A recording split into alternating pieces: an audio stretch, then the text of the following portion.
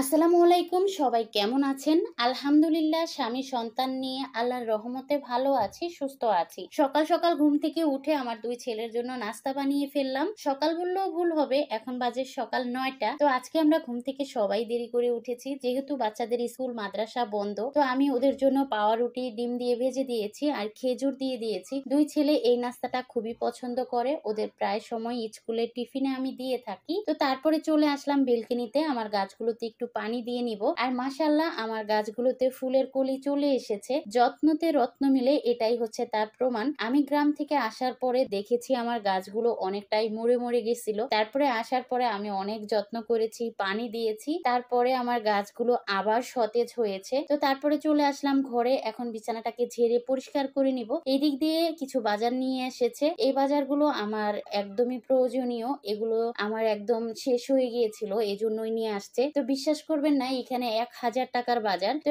1000 টাকার বাজারে কি কি ছিল সেটাই আপনাদের সাথে শেয়ার করছি। এখানে একটা টমেটো সস, একটা স্যান্ডউইচের সস, তারপরে হচ্ছে একটা রুটির বক্স, আমি ফ্রিজে রুটি ফ্রোজন করে রাখার জন্য এই বক্সটা আনতে বলেছিলাম। আর হচ্ছে আমার চুলের জন্য একটা তেল নিয়ে আসছে, এই তেলটাই আমি ব্যবহার করি। আর একটা স্নো, আমি কিন্তু অত বেশি সাজি না, হালকা পাতলাই সাজি, তো আমার বেশি কিছু লাগে না। তো তারপরে নিয়ে আসছে এখানে রং আর একটা ব্রাশ, এটা দিয়ে আমি কি করি সেটাই পরের ভিডিওতে আপনাদের সাথে অবশ্যই শেয়ার করব। তারপরে ড্রেসিং টেবিলটা একটু পরিষ্কার করে নিচ্ছিলাম। ওই যে বলছিলাম যে আমি বেশি সাজি না, আমার বেশি সাজগোজের প্রয়োজন নেই। তো এই তো আমার ড্রেসিং টেবিলটা একেবারেই ফাঁকা, এই সামান্য জিনিসই আমার ড্রেসিং টেবিলে থাকে। তারপরে আমি ঘরটাকে গুছিয়ে নিয়েছি আর এখন চলে আসলাম রান্না করতে। মূলা দিয়ে আমি কই মাছের একটা তরকারি রান্না করব আর লাউ ভাজি করব। তো লাউ ভাজিটা বসিয়ে দিচ্ছি। এদিক দিয়ে মূলাটাকে একটু ভাপিয়ে তারপরে পানিটাকে ফেলে দিলে মূলাটার গন্ধটা অনেকটাই কমে যায়। তো তারপরে এখানে আমি মশলা কষিয়ে নিয়েছি